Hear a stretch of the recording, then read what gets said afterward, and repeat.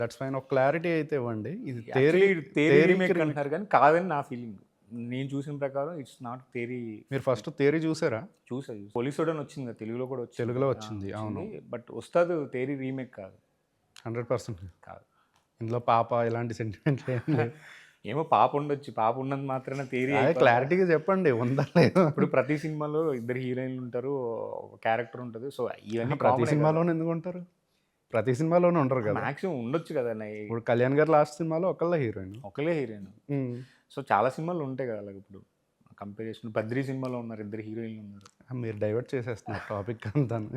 సినిమాలో పాప ఉందా, థియరీకి లింక్ ఉందా? అది నాకు తెలియదు, పాప ఉందా లేదా. ఓకే, అంటే మీరు ఎక్కువ శాతం పవన్ కళ్యాణ్ గారితో పాటు ట్రావెల్ చేశాను అన్నారు కదా సినిమా షూట్. పాప ఉన్నట్టుంది, బట్ పాప ఉన్నంత మాత్రాన థియరీ ఫిలిం అవుతుందని నేను ఏమనుకుంటలేదు. ఎవరి పాప అయినా అవ్వచ్చు కదా. ఇప్పుడు ఒకవేళ రీమేక్ అయినా కానీ హరీష్ గారు దాన్ని బాగా ఓన్ చేసుకుంటారు.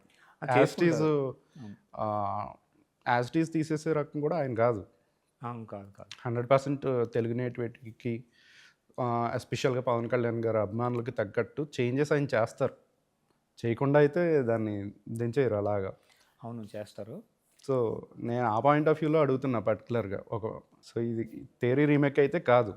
నాకు తెలిసినంత వరకు ఇది థియరీ రీమేక్ కాదు. ఓకే, అంతవరకే తెలుసు. బట్ ఇంకా తర్వాత నాకు తెలియదు. అంటే నేను ఒక 20 days షూట్ చేసా కదా, థియరీ సీన్లు నాకు గుర్తున్నాయి. థియరీ సినిమా చూసా కదా. సో ఇందులో కూడా పోలీసే, అంత మాత్రాన థియరీ రీమేక్ కావాల్సిన